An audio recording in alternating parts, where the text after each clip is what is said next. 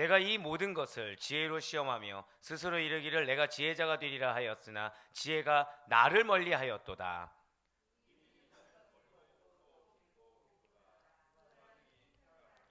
내가 돌이켜 전심으로 지혜와 명철을 살피고 연구하여 악한 것이 얼마나 어리석은 것이요 어리석은 것이 얼마나 미친 것인 줄을 알고자 하였더니 마음은 올무와 금을 같고 손은 보승 같은 여인은 사망보다 더 쓰다는 사실을 내가 알아내었도다. 그러므로 하나님을 기쁘게 하는 자는 그 여인을 피하려니와 죄인은 그 여인에게 붙잡히리로다. 아멘. 할렐루야. 네, 오늘 변함없이 살아있는 주님의 말씀의 은혜를 확신함으로, 그리고 우리가 이렇게 하루의 시작을 말씀과 기도라는 것을 주께서 정말로 기쁘게 받으셔서 나에게 주신 언약의 말씀, 그 기업을 반드시 이루신다라는 믿음의 확신으로 특별 새벽 기도에 함께하고 계시는 우리 모든 성도님들을 주님을 환영하고 축복합니다. 이 시간 우리는 전도서를 통해서 은혜 받는 귀한 시간을 가지고 있어요. 여러분, 어떻게 전도서 보니까 이게 정말 하나님 말씀은 진리라고 생각되지 않습니까? 네, 이게 왜냐하면 다른 무엇보다도 오늘날 이야기 같은 거죠. 오늘날 이야기 같아요. 여러분들, 그래서 기억하실 것은 여러분들이 그런 마음 가운데 감동이 있을 때 이 감동 누가 주십니까? 성령님께서 주세요. 성령님께서 주신다는 것은 결국 여러분들이 허락된 말씀 역시도 실제가 된다. 그리고 여러분들이 허락한 언약도 반드시 이루어진다. 이 약속의 말씀을 믿으며 나아가는 여러분과 제가 되길 간절히 소망합니다. 예, 왜 우리가 그걸 믿을 수 있어요? 우리는 내가 중요한 자가 아니에요. 우리는 내 안에 계신 성령님이 중요한 자들입니다. 우린 내가 중요한 자들이 아니요 말씀이 중요한 자들이기 때문이라는 거예요. 이 사실을 깨닫는 자들은 어떤 낙심 가운데 처하지 않습니다. 실족이나 시험, 불행 가운데 처하지 않는다는 거예요. 왜요? 끊임없이 축복이 있을지어다. 네, 끊임없이 하나님과의 그 바른 관계 가운데 있기 때문에, 그리고 그 바른 관계 가운데서 내가 무엇을 해야 될지 여기에 포커스를 맞춘다는 거예요. 지금 전도서는 지금 계속해서 허무 극복을 위해서 하나님과의 바른 관계, 정확히는 하나님을 경외하는 믿음을 지금 이야기하고 있습니다. 그러니까 우리의 언행이 하나님을 얼마나 기쁘게 할 것인가, 아니면 하나님의 마음을 얼마나 슬프게 할 것인가, 여기에 포커스를 지금 두고 있다라는 것이죠. 그 중에서도 지금 7장 13절부터 29절까지의 말씀은 다른 것을 이야기하는 것이 아닙니다. 자, 절대 고백하실게요. 나의 사고를 신본주의적으로, 이것이 너무 중요하다는 거예요. 나의 사고를 신본주의로 가져가지 않으면 내 정답을 주장하게 됩니다. 내 기준을 주장하게 돼요. 예, 그리고 오늘 본문이 전도서 7장 23절부터 26절까지의 말씀은 지금 하나님이 인간의 지혜보다 앞서다, 뭐 다른 여러 가지보다 앞서다고 했는데, 오늘은 인간의 이성보다 앞서시는 하나님이라는 거예요. 자, 이게 굉장히 중요하죠. 많은 믿음이 연약하신 분들 중에서 이제 그런 말씀, 교회를 떠나신 분들이 하신 말씀이 있습니다. 이해가 안 된다. 근데 이 말이 잘못이에요, 사실은. 왜냐하면 여러분들, 우리의 구원 자체가 이해할 수 있는 영역이 아닙니다. 우리의 믿음 자체가 이해할 수 있는 영역이 아니에요. 자, 중요한 거는 여러분들 안에 성령님이 계신다는 것 자체가 이해하는 영역이 아닙니다. 그리고 왜 그런 걸 경험하시죠? 같은 말씀인데 남편조차, 아내조차 다르게 은혜 받는 거 경험하십니까? 다르게 경험하십니까? 네, 이쪽은 다르게 경험하신 것 같은데 이쪽은 아닌 것 같아서. 근데 이런 일이 어떻게 있을 수 있을까요? 같은 센텐스인데, 같은 텍스트예요. 근데 이거를 이 사람이 다르고 이 사람이 다르다, 이렇게 느낄 수 있다는 것 자체가 이해의 영역이 아니라는 겁니다. 결국 믿음은 무엇입니까? 자, 저 따라 고백하실게요. 받아들이는 거. 그러니까 내가 이 현상에 대해서 얼마나 신본주의적인 사고로 받아들일 수 있는가, 이걸 우리는 무슨 얘기라고 해요? 믿음이 좋으냐 연약하냐, 이렇게 얘기할 수 있다는 거예요. 그러니까 전부 다 신본주의적인 사고로 받아들일 수 있다, 이분은 믿음이 좋은 사람이라 얘기할 수 있는 겁니다. 근데 머리로는 알지만 실제 내 사고가 인본주의예요. 그럼 이분의 믿음은 어떤 거예요? 사실은 믿음이 있냐 없냐부터 해서 있더라도 연약한 믿음이라 이야기할 수가 있다는 것이죠. 예, 맞습니다.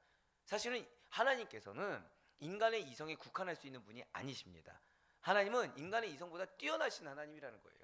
그래서 내가 이해가 되냐, 내가 용납이 되냐, 이거 사실 중요하지 않습니다. 나는 구원받은 그 순간부터 받아들일 수밖에 없어요. 자, 우리 구원 어떻게 받죠? 예수 그리스도를 믿는 믿음으로 말미암아 우리 구원을 받습니다. 근데 그 예수 그리스도를 믿는 믿음이 정확히 어떤 믿음인가요? 우리는 예수님이 십자가에 나를 대속하여 주셨다, 나를 위해서 피 흘려 주셨다는 것을 받아들인 자들이에요. 자, 여러분들 예수님 십자가에 피 흘리신 거 직접 보셨어요? 못 보셨어요? 못 봤어요, 우리는. 그렇죠? 그 현장이 있었습니까? 없었어요. 근데 남이 나를 위해서 피 흘려준 게 나의 죄를 대속해 준다. 이거 어떻게 믿습니까? 예, 그냥 믿는 거잖아요. 말씀은 그냥 믿는 거잖아요. 근데 참 신기한 거는 내상과 관련되잖아요. 그럼 뭐가 앞서냐? 이성이 앞서더라는 거예요. 내상과 관련되면 내가 이해가 안 되면 받아들일 수가 없는 겁니다. 그럼 구원은 어떻게 받아들이냐니까요. 그러면 예, 지금 그 얘기를 전도자가 하고 있다는 거예요. 지금 누구에게 하는 얘기라고 계속 강조하고 있죠. 지금 이 솔로몬이 누구에게 하고 있습니까? 이스라엘 백성들이에요. 하나님을 아는 자들인데 이 중엔 누구도 있냐? 제사장들도 있다는 거예요. 제사장들. 근데 그들을 봤더니 지금 점점 행동이 어디에 포커스를 맞추냐? 자, 절대 한번 더 고백하실까요? 할라카. 할라카가 뭔지 아시죠? 하나님 율법 주셨는데 그럼 이거 어떻게 행해야 돼? 그러니까 인간의 행위에 포커스를 맞춥니다. 인간의 행동 양식을 규정해 놓은 책이라고 보시면 돼요. 여기에 점점 포커스를 맞추다는 거죠. 근데 이 행동들이 결국에는 누구에게 포커스입니까? 하나님입니까? 사람입니까? 사람이에요. 하나님이 할라카를 주셨습니까? 아니요. 하나님은 십계명을 주셨어요. 토라를 주셨죠. 근데 할라카가 점점 그들의 기준이자 그 성전이 되고 있다는 거예요. 지금 그런데 솔로몬은 너무 개탄스러운 겁니다. 율법보다 자꾸 무언가가 추가되고 율법보다 인간 기준으로 흘러가는 자신들의 사회가 너무 안타까운 거예요. 그러니 지금 23절부터 26절까지는 우리가 믿는 하나님은 그런 하나님이 아니라는 거예요. 인간의 이성보다 앞서 있다. 그러면서 23절과 24절 말씀은 이성의 한계에 대해서 이야기해주고 있습니다. 23절과 24절의 말씀입니다. 내가 이 모든 것을 지혜로 시험하며 스스로 이르기를 내가 지혜자가 되리라 하였으나 지혜가 나를 멀리하였도다. 이미 있는 것은 멀고 또 깊고 깊도다. 누가 능히 통달하랴. 아멘.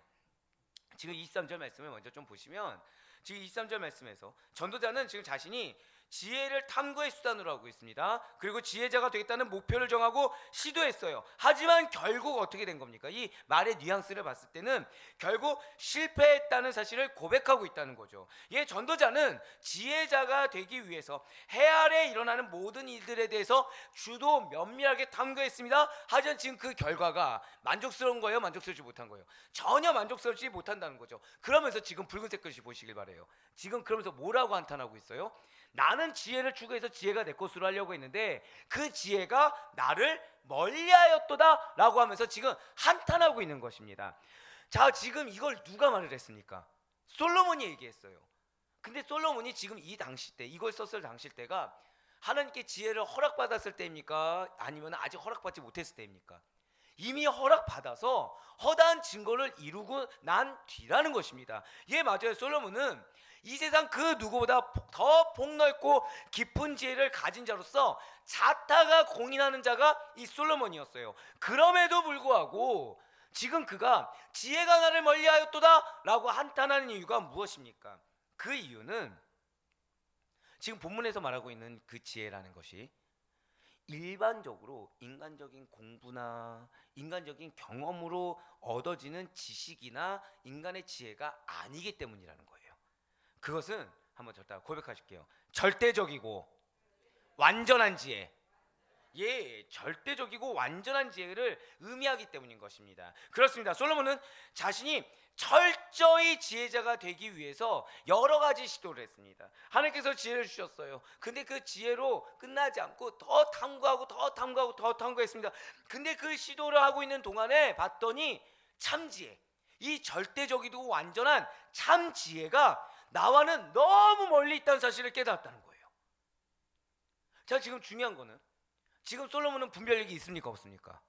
있으니까 보고서 이들의 그 종교적인 행위가 얼마나 문제인지, 자신의 사회가 얼마나 하나님께서 멀리 떨어져 있고 얼마나 그들이 허무한 것만을 추구하는 건지 지금 분별하면서 한탄도 하고 있고 바라보고 권면하고 있습니다. 해답을 줬어요, 안 줬어요? 해답, 하나님을 경험해 해결된다고 줬어요. 하나님 앞에 행하면 된다라고 줬습니다. 그런데 그게 분별력 있고 지혜가 있고 정답이 있는 친구란다. 정답이 있는 솔로몬인데 정작 봤더니 참 지혜가 나와 너무 멀리 떨어져 있더라는 거예요.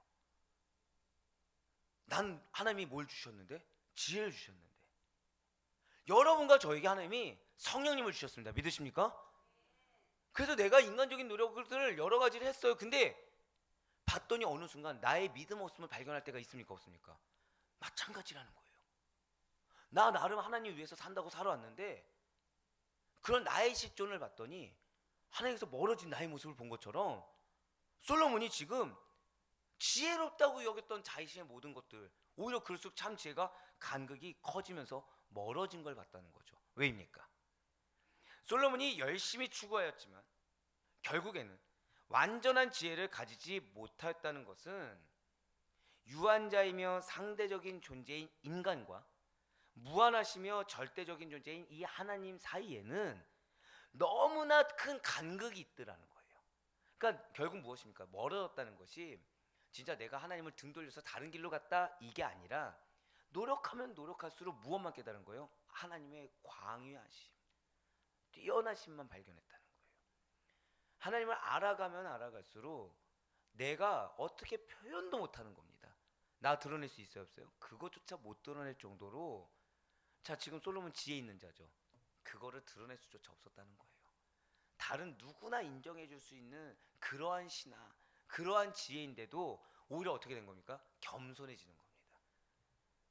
이게 정답이야 저게 정답이야 얘기를 못하는 거예요. 지금 솔로몬이 진실로 하나님께서 당신의 지혜에 근거하여서 행하시는 일들은 인간의 인식 범위를 벗어나 있기 때문에 인간 스스로는 다다를 수 없구나, 이걸 깨달았다는 거예요. 우리가 하나님의 말씀인 이 성경을 우리는 보고 있습니다. 근데 이 성경을 아무리 똑똑하고 아무리 이성적인 머리를 가지고 이해해 보려고 해도 절대 고백하실까요? 성령의 조명하심. 오늘 이걸 기억하셔야 돼요. 한 번 더 고백하실까요? 성령의 조명하심. 오늘 이게 여러분들 첫 번째 기도가 돼야 됩니다. 성령의 조명하심이 없이 구원에 이르는 지혜에 대해서 결코 깨달을 수가 없어요. 우리는 지금 구원의 완성을 향해 달려가는 성화의 과정입니다. 즉 우리는 지금 이 자리에 기도하기 위해서 나와 있어요. 근데 이 기도조차도 성령의 조명하심이 없이는, 성령님께서 말씀하신 걸 듣지 않고서는 내 마음 가운데 끊임없는 불편한 가운데 있을 수밖에 없어요. 부정적인 생각 가운데 있을 수밖에 없습니다. 짓눌릴 수밖에 없다는 거예요. 그러니까 그 모든 현상 가운데 성령님께서 뭐라 말씀하시는지 구분할 수가 없다는 거죠. 그 모든 환경 가운데 성령님께서 여기를 통한 하나님의 뜻이 무엇인지를 발견할 수가 없다는 것입니다. 여러분들 근데 여기서 우리는 투트랙으로 바라볼 수가 있어야 돼요. 여러분들 너의 환경 가운데 하나님의 뜻이라는 것을 일차원적으로 받아들여서는 안 됩니다. 이분법적으로 받아들여서도 안 된다는 거예요. 하나님께서 그 상황 가운데 주시는 메시지는 하나님의 뜻과 더불어 나의 실존을 돌아보게 한다는 거예요. 자, 제가 방금 뭐라 말씀드렸어요? 이 상황을 통한 하나님의 뜻을 발견하는데 이 뜻이라는 것이 나와 무관한 것일 수 있습니다. 그냥 공동체에 관련된 거 또는 다른 누군가에 대해서 주신 걸 수 있어요. 근데 거기에 더해서 반드시 누가 포함되어 있다고요? 저 딱 고백하실게요. 내가 포함되어 있다는 거예요. 나에게 주시는 던지는 메시지가 있다는 거죠. 하나님의 선물인 믿음을 인간의 지혜, 인간의 노력으로 가질 수 없는 것과 동일한 이치라는 것입니다. 무엇이요? 성령의 조명하심이라는 것이. 진실로 하나님의 지혜, 성령의 조명하심이라는 것은 인간의 노력으로 얻어지는 것이 아닙니다. 솔로몬이 그랬던 것처럼 오직 하나님으로부터 선물로 받을 수밖에 없다는 거예요. 무엇이요? 성령의 조명하심이라는 것, 이 지혜라는 것이. 결국 그래서 어떤 상황 가운데 내가 지금 이해가 안 되는 거예요. 이해가 안 되는 것입니다. 이때 우리가 해야 될 시도는 이해하기 위한 시도가 아닙니다. 나를 설득하기 위한 시도가 아니에요. 또는 내가 어떤 누군가를 위해서 기도하는데 이 사람이 행하는 언행이 내가 이해가 안 됩니다. 이 사람을 설득해서 변화하려는 시도를 하지 말라는 거예요. 그 시간에 뭐 하라는 겁니까? 절대 고백하실게요. 성령의 조명하심. 그걸 먼저 받아야 된다는 거예요. 성령님께서 뭐라 얘기하시는지, 성령님께서 지금 이 상황 가운데 어떻게 분별하게 하시고 어떻게 깨닫게 하시는지 그걸 내가 먼저 절대 한번 더 고백하실게요. 받아들여야 한다. 이게 제일 중요한 거예요. 이게 죄송하지만 우리는 이미 이성적이지 않은 삶을 시작한 자들입니다. 이미 우리는 이해가 안 되는, 어떻게 보면 불합리한 상황을 이미 시작한 자들이에요. 무엇으로 인해서요? 믿음으로만 해서. 예, 맞습니다. 믿음으로 말미암아. 아까 앞서 제가 무슨 말씀드렸죠? 우리의 구원 이거 이해되는 거냐 안 되는 거냐 그 말씀드렸어요. 이해가 안 됩니다. 근데 또 하나 이해 안 되는 거 말씀드릴까요? 자, 우리가 지금 믿음 생활을 해요. 나는 하나님의 미랄이 돼야 됩니다. 이거 이해됩니까? 안 됩니까? 이해할 수 없어요. 내가 미랄이 돼요. 내가 없는데 다른 사람이 살아난대요. 근데 이런 나에게 상급이 있대요. 이거 이해되십니까? 자, 우리가 회사를 한번 생각해 볼까요? 회사에서 내가 미랄이 되어서 다른 사람을 세워줬습니다. 그럼 그 사람은 뭘 할까요? 승진을 하겠죠. 미랄이 된 사람은 승진합니까? 못합니까? 승진 못하겠죠. 뭐만 받아요? 비웃음만 삽니다. 어리석다고. 그래서 어떻게 됩니까? 도태되거나 회사에서 잘리게 되겠죠. 근데 믿음의 세계에서는 뭐라고 얘기하고 있어요? 미랄이 된 자가 더 큰 자다. 미랄이 된 자가 더 많은 것을 얻게 될 것이다. 할렐루야. 근데 왜 아멘으로 하세요 지금? 이거 이해해서 하는 겁니까? 아니요. 우린 이미 받아들이기로 작정한 자들이라는 거예요. 우리는 이해하는 것이 아니라 내 이성으로 용납할 수 있는 게 아니라 어떤 자들이다? 받아들이기로. 근데 무엇을 받아들인다고요? 한 번 더 절대 고백하실게요. 성령의 조명하심. 그거를 받아들이기로 작정한 자들인 것입니다. 지금 솔로몬이 그걸 경험하고 있다는 거예요. 지금 솔로몬이 그걸 경험하고 그걸 지금 얘기하고 있는 것입니다. 받아들이는 것도 선물로 받는 거라는 거예요. 받아들일 수 있는 것도 선물이라는 거죠. 그래서 여러분들이 예를 들어서 배우자가 잘 믿음 생활이 약해요. 또는 자녀가 믿음이 약해요. 그때 우리가 안타까워합니다. 이거 역시도 안타까운 가운데 이 앞에 있는 영혼의 변화를 받아들이는 겁니다. 그렇게 될 거라고 믿음으로 받아들인다는 거죠. 그렇기 때문에 솔로몬은 인간적인 지혜로로 그리고 자신의 이성과 경험으로는 세상의 모든 것을 헤아릴 수 없었다는 자신의 생생한 경험을 통해 인간 이성의 한계를 규명하고 절대 지혜를 지니신 하나님을 경외하라. 즉 받아들인다. 성령의 조명하심을 받는다. 용납한다. 이것도 무엇이 아니면 안 된다는 거예요. 하나님을 경외하지 않으면 내 얘기를 할 수밖에 없다는 거예요. 하나님을 경외하지 않으면 내 고집을 또 부릴 수밖에 없다는 겁니다. 근데 경외하면 나의 한계를 깨닫고 받아들일 수 있게 된다는 거예요. 조명하심을 받고 그 환경 가운데 말씀하시는 하나님의 뜻을 받고 하나님의 계획을 받아들이고 용납할 수가 있게 된다는 것입니다. 사랑하는 여러분들, 어떤 현상 가운데 이해 안 되는 상황이 주어질 수 있어요. 어떤 환경 가운데 내가 받아들이기 힘든 사람과 그런 환경이 주어질 수 있습니다. 그때 여러분들이 구할 것은 무엇이라고요? 한 번 더 고백하실게요. 성령의 조명하심. 성령의 조명하신 가운데 그분의 뜻을 헤아릴 수 없다면 그때 뭐 해야 돼요? 하나님을 빨리 경외하셔야 되는 거예요. 그 순간 잠잠해야 되는 겁니다. 자꾸 내가 무언가 이해가 돼서 움직이려고 하면 메비우스의 띠를 우리가 두르는 것처럼 계속해서 반복할 수밖에 없다는 거예요. 그래서 여러분들 왜 기도 제목 가운데 분명히 해결됐다고 여겨졌는데 다시 또 비슷한 내용의 비슷한 뉘앙스의 기도 제목이 주어진 적이 있으실 겁니다. 감사해요. 저만 있나 했더니 곳곳마다 네. 이게 왜 그런 거예요? 사실 그 순간에 나는 하나의 뜻을 받은 것이 아니라 내가 이해하고 넘어가 버린 겁니다. 즉 하나의 뜻을 받들었으면 100을 받을 수가 있는데 내가 이해하고 넘어가면 내가 이 순간을 넘어갈 수 있는 10, 20만 이렇게 내가 그냥 용납하고 넘어가 버린 거죠. 그럼 나머지 80이라는 거 남아있어요? 안 남아있어요?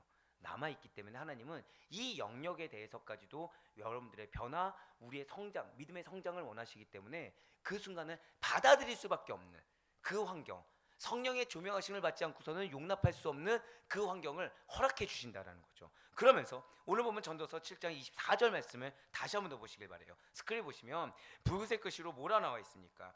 지금 전도자는 세상에서 일어나는 모든 것은 멀고 또 깊고 깊어서 능히 헤아릴 수 없다, 통달할 수 없다라고 지금 한탄하고 있습니다.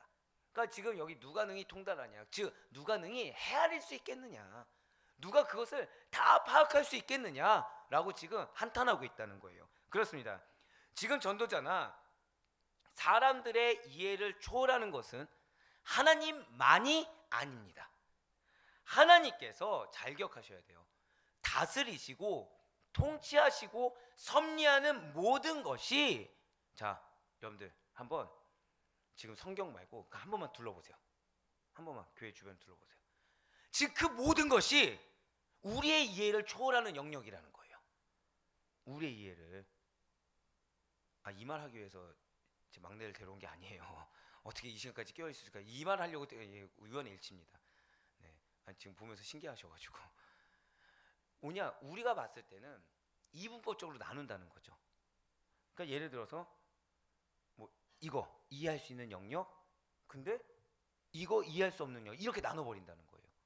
근데 그것이 아니라 이미 내 눈으로 보는 거, 이미 내가 경험하는 거. 그 우리가 하나님은 사람의 이해를 초월하십니다. 다 알아요. 이거 다 머리로 알고 있습니다.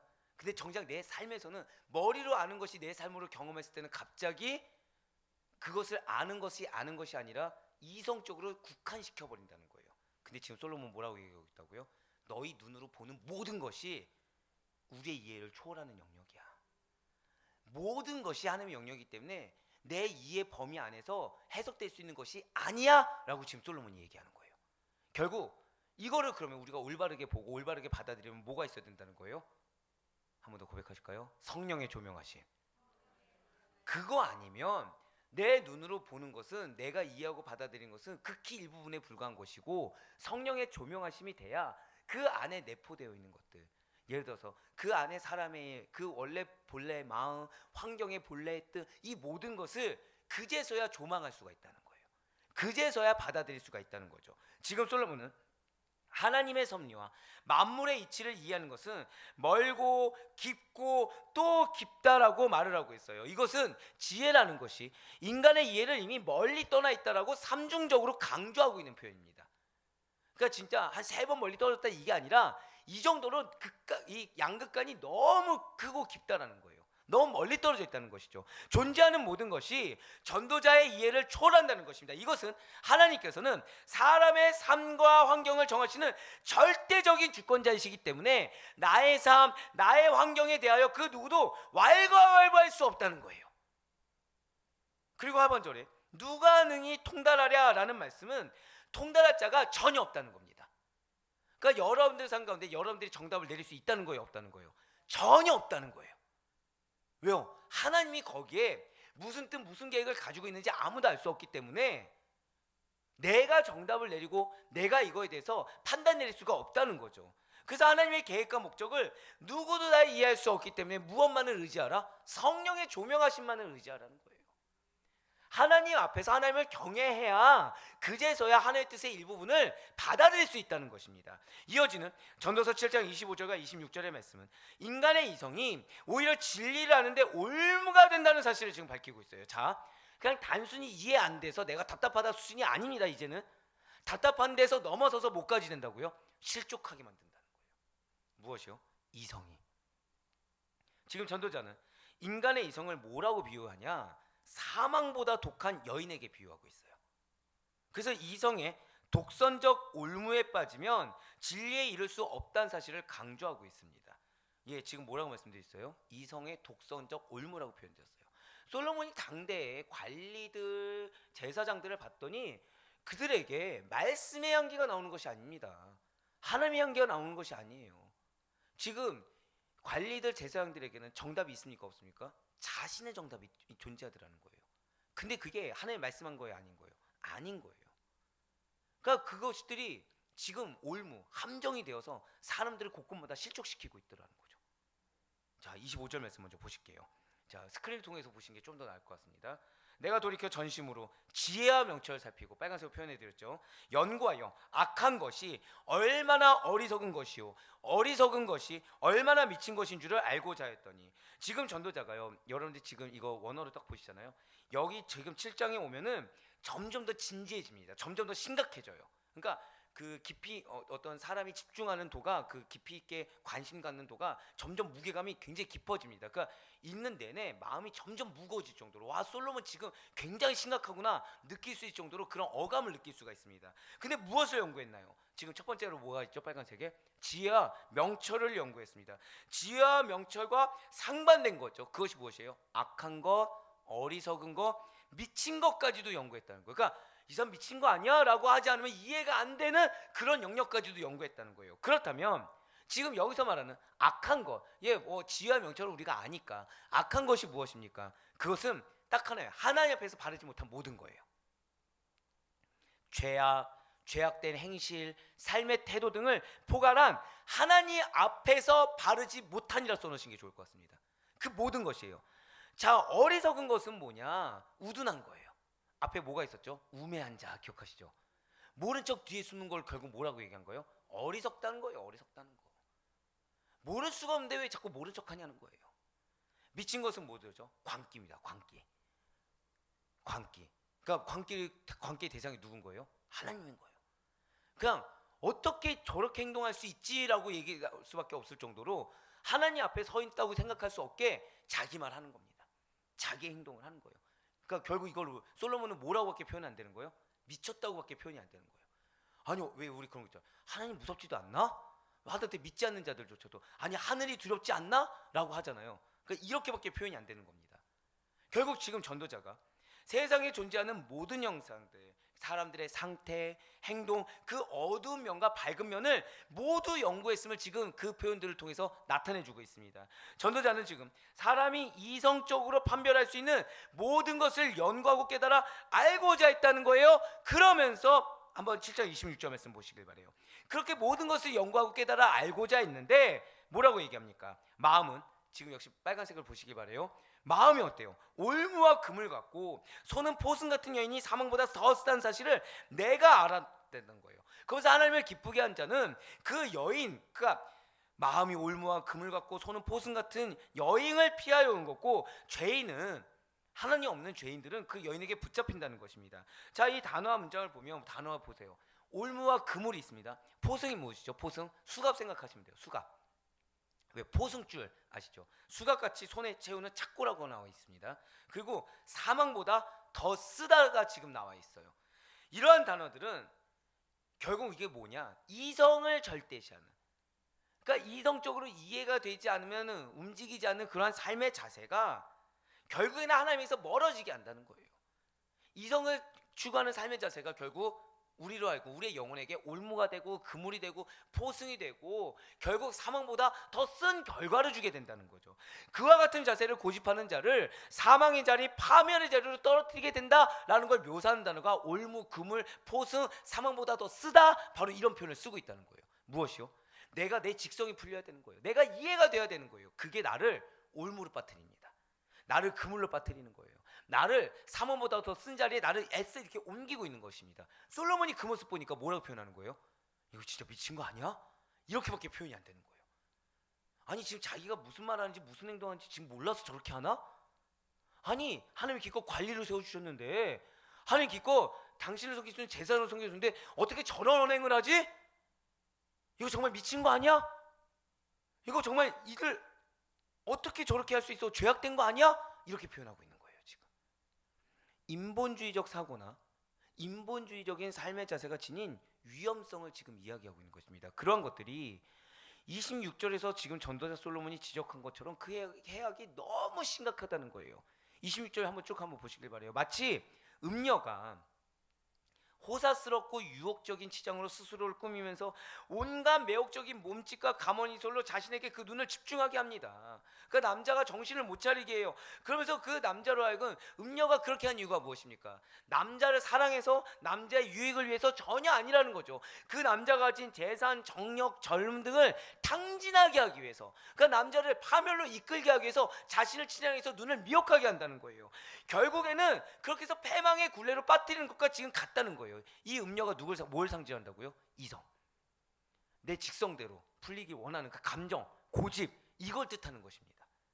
하나님을 인정하지 않는 이성적 노력, 그리고 하나님을 인정한다고 하면서 자신이 중요시되는 그 노력들이 결국 허탄한 거, 허무한 것을 추종하게 하며 내 눈을 어지럽혀서 나는 직성이 풀릴 수 있지만 거기에는 결국 그 사람의 삶이 파멸로, 종국에게는 파멸로 마치게 자신을 바치게 할 뿐이라는 것입니다. 그리고 그는 음녀에게로 끌려가서 죽음보다 못한 삶을 사는 것과 마찬가지로 하나님의 진리와는 거리가 먼 무관한 삶, 진리를 거스르는 헛된 이론과 사상, 거짓된 관념의 덫에 매이게 된다는 거예요. 무력하고도 무의미한 삶을 살다가 결국에는 멸망의 자리에 빠질 수밖에 없다는 거죠. 그러면서 26절 말씀 다시 한번 더 보시기 바랍니다. 지금 빨간색 뭐라고 표현되어 있어요? 죄인은 그 여인에게 붙잡히리로다. 그렇게 행하며 하나님을 거역하는 죄를 지속적으로 범하는 자는 아까도 말씀드렸다시피 그 동일한 상황에 계속 매일 수밖에 없어요. 그 올무에 붙잡힐 수밖에 없다는 것입니다. 진실로 이 세상은 악하고요, 거짓이 난무합니다. 인본주의적인 가치와 황금만능주의, 속임수와 술수가 판치고 있어요. 그리고 사실은 이 당시 때나 지금이나 동일하다고 하지만 그냥 저희는 지금 이 시대를 살아가니까 체감하기로는 개인주의가 판치고 있습니다. 나를 위해서라고 하면 무엇이든 행할 수 있는 시대, 무엇이든 말할 수 있는 시대가 지금이에요. 그 가운데 우리는 하나님을 믿는 신앙, 성경을 정말 살아계신 하나님의 말씀으로 믿는 삶의 증거가 되어야 됩니다. 나의 말, 나의 생각보다 무엇이 중요해져야 돼요? 이게 중요시 여긴 자의 삶이 어떤 것인지를 증명할 수 있어야 됩니다. 물론 세상은 우리로 하여금요, 하나님의 자녀로 천국 백성을 살아도록 쉽사리 내버려 두지 않을 것입니다. 온갖 지금 그 음녀가 하는 것처럼 미사여구와 미혹하는 말로 우리가 봤을 때 그것이 맞는 것이냐 착각하는 말로 우리를 미혹할 거예요. 여러분들 어제 제가 잠깐 이단을 얘기했지만 이단이랑 대화해 보시잖아요. 그럴듯합니다. 그럴듯해요. 다 합리적으로 여겨집니다. 제가 방금 뭐라 말씀드렸어요? 합리적으로 여겨져요. 근데 이게 틀린 거예요. 이게 틀린 겁니다. 죄송하지만 부조리 투성입니다. 아닌가요? 이성으로는 부조리 투성이에요. 근데 하나님의 눈으로 성령의 조망하심으로 보면 이것만큼 정답이 없어요. 이성으로 보면 뭐라고요? 부조리 투성이라니까요. 여러분들 자녀 십자가에 못 박아라. 그럼 전 인류가 구원받을 것이다. 믿으세요? 안 믿으세요? 못 믿어요. 우리 어떻게 믿습니까? 근데 하나님 그렇게 하셨어요. 믿음으로 보면 이것만큼 진리가 없다는 거죠. 우리는 합리적으로 살아가는 자들이 아닙니다. 자, 고백하실까요? 성령의 조명하신 가운데 믿음으로 살아가는 자들, 그게 우리입니다. 네, 그렇습니다. 그런데 세상은 우리로 하여금 합리성을 따지게 할 거예요. 온갖 거짓 가르침으로 우리를 미혹할 것입니다. 인본주의, 진화론, 종교다원주의 등의 결국에는 뭐냐? 무신론, 인간 중심의 무신론의 뿌리를 둔 거짓 가르침으로요, 우리의 신앙을 오염시키려고 하고 우리 속에 있는 진리를 희석시키려고 할 것입니다. 그러므로 우리 사랑하는 성도 여러분들, 어떤 것도 이상하게 여기지 마세요. 이게 가장 중요합니다. 어떤 것도 이상하게 여기지 마시고 모든 것이 성경 가운데 있다는 사실을 잊지 마시길 바랍니다. 이미 사실은 이 전도서를 할 때 저희는 이미 놀랐습니다. 이거 오늘날 같습니까? 이거 고대 근동 같습니까? 이거 진짜 오늘날하고 너무 흡사하지 않습니까? 이미 이걸로 끝난 거예요. 이게 성경이 진리라는 것에 그냥 증거입니다. 이게 그냥. 근데 여기서 만약에 인간에게 포커스 맞추잖아요. 그러면은 소망이 있어요, 없어요? 전혀 소망이 없는 거예요. 어떻게 이 시대가 그럴 수 있어? 비판하다 끝납니다. 근데 이미 성경이 고대 근동이나 오늘날이나 동일한 문제가 보여지고 있다고 한 순간 믿음의 눈으로 보면 뭐예요? 소망이 있는 거죠. 성경에서 소망 누구 주셨습니까? 예수님을 주셨어요. 그럼 이 시대도 그럼 소망이 뭐란 증거예요? 예수입니다. 사단은요, 우리의 인간으로 절망 가운데 있는 분석에서 끝나게 합니다. 하지만 하나님은 분석 자체가 틀렸다고 하십니다. 하나님은 내가 분석할 것이 아니라 나는 그 가운데 하나님과의 관계 가운데 믿음을 증명할 자로 부름받은 것이지 분석할 자가 아니라고 말씀을 하세요. 그러니 우리의 정체성을 잊지 마시길 바랍니다. 자, 우리의 정체성 뭐예요? 한 번 더 반복하는 건 무엇이다? 중요하니까. 자, 한 번 더 고백하실게요. 성령의 조명하심으로 믿음을 증명하라. 할렐루야. 그렇습니다. 인간적인 마음과 생각으로 믿음을 증명할 수 있는 거 아닙니다. 성령의 조명하신 가운데. 여기서 또 하나님 마음 주셨어요. 이딴 얘기 하지 마시고, 예, 성령의 조명하심은 내가 미랄되게 돼요. 내가 미랄되게 돼요. 성령의 조명하심은 내 감정과 전혀 다른 길을 인도하시는 하나님이십니다. 그래서 우리는 세상에 속한 자가 아니라 하나님의 진리로 거듭나며 거룩하게 세움을 입은 하나님의 백성이라는 사실을 우리 잊지 말아야 하는 것입니다. 우리는 단지 영혼만 거듭난 자들이 아니에요. 자, 이거 정말 저 따라 한번 선포하실게요. 나의 지식, 나의 생각, 나의 경험, 그것까지도 하나님 안에서 거듭난 자가 우리입니다. 우리가 거듭났다고 했을 때 그냥 영혼의 거듭남으로 끝나고 순간 의도적으로, 아니요, 우연히도 우리는 내 지식은 유지하려고 합니다. 내 경험은 인정하려고 해요. 내 생각과 판단 인정하려고 합니다. 아니요, 거기까지도 거듭난 자들이 우리입니다. 그러므로 세상이 아무리 달콤한 말로 우리를 유혹하든 또는 악하고 포악한 말로 강요하든 거기에 현혹되거나 회유당할 수 없는 존재가 바로 여러분과 저란 사실을 잊지 마시길 바래요. 이 귀중한 정체성과 관련된 진리를 절대 잊지 말아야 된다는 것입니다. 그러니 어떤 것도 이상하게 여기지 마시고 다만 어떤 것도 당연하게 여기지 마세요. 오직 말씀 가운데 내가 하나님 앞에 어떻게 서 있는가, 여기에 포커싱을 두셔야 됩니다. 그리고 성령의 조명하신 가운데 지금 눈앞에 놓이는 사람과 눈앞에 놓인 환경을 지금 내가 받아들이고 있는가, 믿음으로 분별하고 있는가, 아니면 이성으로 판단하고 있는가, 나의 영혼의 상태를 끊임없이 점검할 수 있는 우리가 되시길 바래요. 그럼 우리는 승리한 자인 것입니다. 머리로는 이해가 돼야 한대요? 안 되는데 받아들이는 우리가 승리한 자인 거예요. 그럼 우리들에게 있어서 비진리, 거짓에 대한 우리의 자세는 타협과 협상도 아니고 전적이고 단호한 거부에는 없다는 거예요. 그러니 승리를 포기하지 마시길 바라겠습니다. 그래야 바랄 건 없기는 하나님의 구원을 체험하는 자라는 그 정체성으로, 성령의 조명하심으로 믿음을 증명하는 그 정체성으로 우리들의 본질이 예수 그리스도의 진리의 기치를 위해서 목숨 바쳐 싸워야 할 의와 진리의 용사들이라는 사실을 깨달으시는 가운데 내 이성, 내 경험, 내 판단을 하나님보다 앞세우는 어리석은 자들이 아니라 오직 믿음으로 받아들여 끝까지 승리하는 하나님의 영광의 면류관을 쓰는 여러분과 제가 될 수 있기를 주님의 이름으로 간절히 축원합니다.